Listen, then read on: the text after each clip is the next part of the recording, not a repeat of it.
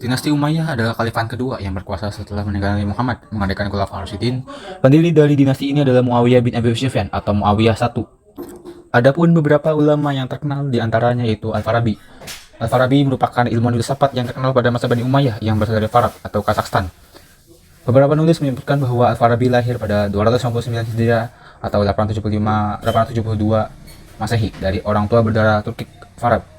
Sumber lain juga menyebutkan bahwa Al-Farabi merupakan keturunan Persia dan komandan tentara Turki.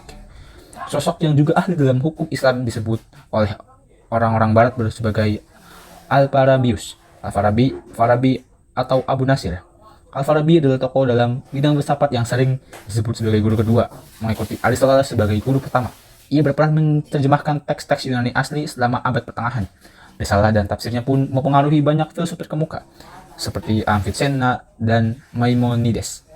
Pada usia yang sudah tua, ia tinggal di Damaskus dan meninggal pada bulan Rajab 339 Hijriah atau Desember 1950 Masehi. Yang kedua, Abu Al-Qasim Khalaf bin Al-Abbas Az-Zahrawi merupakan ilmuwan muslim di bidang kedokteran pada masa Bani Umayyah. Al-Zahrawi lahir pada 936 di Zahra, sebelah barat daya Cordoba, Andalusia. Di barat, ia dikenal sebagai Abu Lakis. Berkat karya yang terkenal Al-Tasrif Liman Al-Jiza An-Nat Latif dan menjadi rujukan universitas-universitas di Eropa.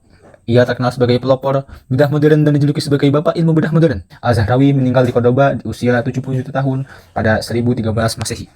Yang ketiga ada Ibnu Bajjah. Ibnu Bajjah atau nama lengkapnya Abu Bakar Muhammad bin Yahya bin Ash-Shaikh atau Jibi bin Bajjah adalah fisikawan, astronom, filsuf, dokter, dan psikolog era Umayyah Spanyol.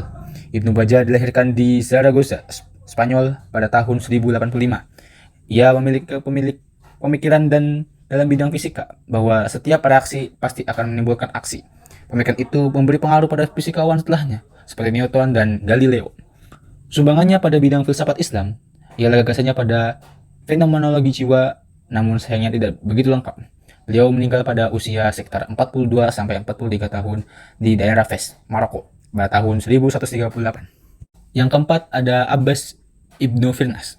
Abbas ibnu Firnas lahir pada tahun 810 Masehi di Izinran Onda atau yang sekarang dikenal sebagai Ronda, Spanyol. Abbas ibnu Firnas adalah salah satu ilmuwan muslim abad ke-8 yang berhasil membuat dewa mesin penerbangan. Ia adalah seorang insinyur penerbangan, dokter, sastrawan dari Spanyol yang tinggal di Cordoba. Beliau meninggal pada usia 70 tahun di Cordoba, Spanyol pada tahun 877 Masehi. Yang kelima ada Ibnu Hazm. Ibnu Hazm atau Abu Muhammad bin Ali bin Ahmad bin Sa'id Ibnu Hazm lahir pada 7 November 994 Masehi di Cordoba, Spanyol. Ibnu Hazm adalah seorang ilmuwan yang berkontribusi luar biasa bagi peradaban Islam. Ia dikenal sebagai ulama ahli fikih pada masa dinasti Umayyah, ahli hadis, teolog, sejarawan, sastrawan, dan politisi. Selama hidupnya, Ibnu Hazm diperkirakan telah menulis 400 kitab lebih. Salah satu karyanya yang terkenal adalah Risalah fi Fada'il al-Andalus. Selain itu, ia juga dikenal sebagai sastrawan, ahli bahasa Arab, fikih, hadis yang dipelajari di Sevilla dan Cordoba, daerah Spanyol. Ibnu Hazm meninggal pada usia 69 tahun di Niebla, Spanyol pada tanggal 15 Agustus tahun 1064 Masehi. 6. Ibnu Khutiyah. Abu Bakar Muhammad bin Umar bin Abdul Aziz bin Ibrahim bin Isa bin Muzahim Al-Qurtubi atau lebih dikenal dengan Ibnu Qutiyah merupakan ilmuwan bidang sastra Arab dan Nahwu serta sastrawan dan sejarawan. Ibnu Qutiyah menghasilkan karya yang fenomenal yakni Tarik, Iftitah Al-Andalus, Syarh, Risalah, Adab Al-Kitab, Tasyarif Al-Aful Al-Muksur wa Al-Mahdud. Hayyan bin Khalaf adalah sejarawan muslim dari Cordoba, Spanyol yang menjadi pejabat penting di istana penguasa Andalusia, Al-Mansur. Beliau meninggal pada 8 November 977 Masehi di Cordoba, Spanyol. Yang ketujuh, Hayyan bin Khalaf Abu Marwan Hayyan bin Khalaf ibnu Husain ibnu Hayyan al-Qurtub adalah sejarawan Muslim lahir di Cordoba, Spanyol pada 987 Masehi yang menjadi pejabat penting di istana penguasa Andalusia. Al-Mansur sebagai sejarawan, ia menghasilkan kitab-kitab yang menjadi sumber sejarah Andalusia atau Spanyol. Beliau wafat pada umur 88 tahun pada 1075 Masehi di Cordoba, Spanyol.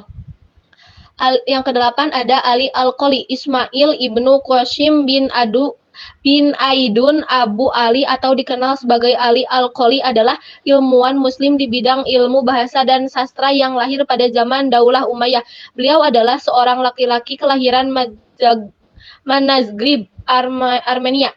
Ia hampir menguasai seluruh aspek kajian bahwa seperti sastra, gramatik, filologi, dan leksikografi. Al-Qoli kemudian pindah ke Cordoba, Spanyol hingga meninggal dunia pada tahun 1358 Hijriah. Yang kesembilan ada Abu Amir Ahmad bin Muhammad. Abu Amir Ahmad bin Muhammad lahir di Cordoba, Spanyol pada 246 Hijriah atau 860 Masehi. Ia adalah seorang penulis, penyair, dan sastrawan era Umayyah di Andalusia atau Spanyol. Sebelum menjadi sastrawan, ia pernah belajar ilmu kedokteran dan musik, tetapi lebih tertarik terhadap sastra dan ilmu sejarah. Sebagai seorang sastrawan, Abu Amir Ahmad bin Muhammad menghasilkan karya yang sangat fenomenal dan pada tahun 940 Masehi beliau meninggal dunia. Yang ke-10 ada Abu Amir Abdullah ibnu Syuhaid. Ibu Amir Abdullah Ibnu Syuhaid adalah seorang ilmuwan, ahli bahasa, dan sastrawan era dinasti Umayyah. Beliau lahir pada tahun 382 Hijriah di Cordoba, Spanyol. Berikut ini beberapa karyanya. Yang pertama ada Risalah Al-Alawiyah, Al-Jawabi, Kahf, Al-Daqwa, Al-Far, Al-Syah, Hanut, Athar, Maslam Al-Majrid. Beliau yang meninggal dunia pada usia 43 tahun di Cordoba pada 426 Hijriah atau 1035 Masehi. Dan yang ke-11 ada Maslama Al-Majriti.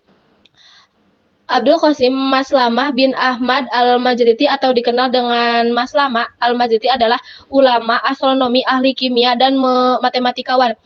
Maslam Al-Majid lahir pada tahun 950 Masehi di Madrid, Spanyol. Ia terlibat dalam penerjemahan Plansperium, karya Ptolemeus, dan memperbaiki terjemah Almages, serta tabel astronomi dari Al-Khawarizmi. Selain itu, Maslama Al-Majriti berperan dalam menyusun tabel konversi kalender Persia ke kalender Hijriah. Beliau meninggal dunia di Cordoba, Spanyol pada tahun 1007 Masehi. Yang ke-12 Abu Hakam Al-Kirmani. Abu Hakam Al-Kirmani Abdul Hakam Umar bin Abdurrahman bin Ahmad bin Ali Al-Kirmani atau Abu Hakim Al-Kirmani lahir pada tahun 970 Masehi adalah cendekiawan besar abad ke-12 dari Cordoba. Ia merupakan murid dari Maslam Al-Majriti yang mempelajari geometri dan logika. Selain itu, Abu Hakam Al-Kirmam merupakan seorang dokter yang pernah menjalani praktek bedah seperti amputasi dan kauterisasi. Beliau meninggal pada tahun 1066 Masehi. Selanjutnya, konsep ekonomi dinasti Umayyah. Masa pemerintahan Khalifah Abdul Malik merupakan puncak perkembangan perekonomian dan perdagangan. Teraturnya pengelolaan pendapatan negara didukung oleh keamanan dan ketertiban yang terjamin, dan hal tersebut berdampak pada tingkat kemakmuran masyarakat pada Daulah Bani Umayyah. Hal tersebut ditandai dengan besarnya penerimaan pajak atau kharaj pada 118 wilayah. Tercatat penerimaan mencapai 1.730.000 dinar emas setahun hanya pada wilayah Syam saja. Secara resmi, Khalifah Abdul Malik memperlakukan pencetakan mata uang pada tahun 693 Masehi di Damaskus. Hal tersebut mengakibatkan masyarakat Arab mengenal sistem perhitungan. Kebijakan dan keputusan yang diambil sangat berpengaruh pada kondisi perekonomian dan kemakmuran masyarakat. Di samping itu, ide pencetakan mata uang juga diterima di beberapa daerah lainnya seperti Yaman, Syria, dan Irak. Kemakmuran masyarakat Bani Umayyah terlihat pada masa pemerintahan Umar bin Abdul Aziz. Hal tersebut ditandai dengan penanganan kemiskinan, kemelaratan, dan ketimpangan dapat teratasi dengan baik. Kenaikan taraf perekonomian pada level yang menakjubkan menjadi salah satu indikator yang cukup krusial. Pada masa pemerintahan Muawiyah memperkokoh barisan pertahanan dalam negeri, antisipasi dari pemberontakan yang merupakan tujuan konsolidasi internal yang dilakukan oleh Muawiyah. Pada dinasti ini mulai memisahkan antara pemegang otoritas keagamaan dengan pemegang otoritas politik. Urusan agama diserahkan kepada para ulama, sedangkan urusan politik diserahkan kepada para penguasa. Pada masa daulah ini, pusat penyelenggaraan administrasi pemerintahan berada di Damaskus, sedangkan pusat aktivitas keagamaan berada di Madinah. Tokoh Muslim pada masa dinasti Abbasiyah. Yang satu adalah Al-Khawarizmi. Muhammad bin Musa Al-Khawarizmi lahir pada sekitar tahun 780 Masehi di Khawarizmiyah, Irak. Al-Khawarizmi adalah seorang matematikawan dan astronom yang lahir di Irak. Dia dikenal sebagai Bapak Aljabar karena karyanya yang membahas persamaan linear dan kuadrat. Dia juga menulis tentang trigonometri, geografi, dan astronomi. Dia adalah orang pertama yang menggunakan sistem angka Hindu-Arab dan mengenalkan konsep algoritma. Ia meninggal pada sekitar 70 tahun di Baghdad, Irak, pada tahun 850 Masehi. Yang kedua ada Ibnu Sina. Ibnu Sina adalah seorang ahli kedokteran, filsuf, dan ilmunya lahir di Afsona, Uzbekistan, pada Agustus 980 Masehi. Dia dikenal di barat sebagai Avicenna. Adalah seorang muslim Mu'tazilah, polimat yang dipandang sebagai dokter karena karyanya yang berjudul Al-Qanun fi Al-Tibb, The Canon of Medicine, yang menjadi buku acuan kedokteran selama berabad-abad. Dia juga menulis tentang filsafat, logika, psikologi, kimia, fisika, musik, dan puisi. Bagi sebagian banyak orang, dia dianggap sebagai bapak kedokteran modern. Ia meninggal pada usia sekitar 57 tahun pada 22 Juni 1037 Masehi. Dimakamkan di Muslim Ibnu Sina di Hamadan, Irak. Ketiga ada Al-Batani. Al-Batani adalah seorang matematikawan dan astronom yang lahir di Haran, Turki. Pada 850 Masehi, dia dikenal karena karyanya dalam mengukur gerakan dan benda langit seperti panjang tahun sideris, resesi equinox, dan kemiringan sumbu bumi. Pencapaiannya yang terkenal tentang penemuan tahun matahari 365 hari, 5 jam, 45 menit, dan 25 detik. Dia juga dikenal menemukan sinus, kosinus, dan tangan sebagai fungsi trigonometri. Ia meninggal pada usia sekitar 79 tahun di Samarra, Irak. Yang keempat adalah Al-Kashi. Jamshid Yatsuddin Al-Kashi adalah seorang matematikawan dan astronom yang lahir di Kashan, Iran.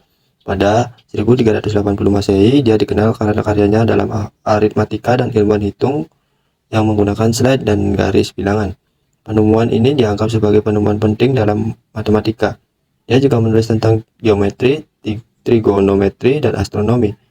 Dia meninggal usia sekitar 49 tahun di Samarkand, Uzbekistan pada 22 Juni 1429 Masehi. Konsep ekonomi dinasti Abbasiyah. Dinasti Abbasiyah lahir atas runtuhnya dinasti Umayyah dan dapat bertahan hingga 5 abad. Puncak kejayaan perekonomian pada dinasti Abbasiyah terjadi pada masa awal dinasti tersebut berdiri. Alasan yang melatar belakangi hal tersebut ialah letak ibu kota yang berada di daerah yang subur. Tak lepas dari hal tersebut, ada faktor alam yang menjadikan sektor pertanian menjadi salah satu bidang sektor unggulan yang dimiliki karena letak wilayahnya yang berada di pinggiran sungai yang dikenal dengan nama Sawat. Bidang sektor pertanian dan pengelolaan lahan pertanahan menjadi sumber utama pendapatan negara, di mana penata kelolaan dilakukan langsung oleh penduduk asli dan seiring bergantinya rezim mengalami peningkatan yang cukup signifikan. Perekonomian dinasti Abbasiyah bermula pada suatu daerah yang sangat subur yang berada di bantaran tepian sungai ke selatan, yaitu Sawat. Sawat menumbuhkan berbagai tumbuhan baik buah ataupun sayuran yang tumbuh di daerah panas maupun dingin. Karena hal tersebut, kafilah-kafilah dagang dari kaum muslimin pun melintasi segala negeri dan kapal mengarungi lautan untuk berdagang. Pada masa pemerintahan Al-Mansur, dia dikenal sebagai khalifah yang sangat keras karena khalifah sebelumnya, yaitu Al-Safah, menggunakan dana Baitul Mal untuk diberikan kepada para sahabat dan tentara demi untuk memilih dia sebagai penguasa. Hal tersebutlah yang membuat khalifah Al-Mansur ini sangat keras terhadap keuangan negara. Dia bahkan mengendalikan harga-harga dan memerintahkan para kepala jabatan pos untuk melaporkan harga dari setiap bahan makanan dan barang lainnya. Khalifah Al-Mansur juga sangat hemat dalam membelanjakan harta Baitul Mal. Ketika beliau wafat, kekayaan kas negara telah mencapai 810 dirham. Pada masa Al-Mahdi, tahun 775 sampai 785 Masehi, adapun kemajuan ekonomi di mana Al-Mahdi ditandai dengan meningkatnya sektor pertanian dan pertambangan, dibuatnya tempat persinggahan jamaah haji, adanya kolam untuk para kafil dagang, membuat jalur transit perdagangan ke timur ke barat. Dalam hal ini bertujuan mempermudah khalifah dagang, serta memperbaiki dan memperbanyak jumlah telaga. Pada masa pemerintahan Abu Ja'far Al-Mansur, kebijakan ekonomi yang telah ia lakukan adalah penertiban administrasi birokrasi, bersikap keras dalam meneguhkan kedudukan keuangan negara, dan hemat dalam membelanjakan uang negara. Pada masa pemerintahan Harun al-Rashid, beliau melakukan diversifikasi atau penganekaragaman sumber pendapatan negara. Ada pertanian, perdagangan, dan lain-lain.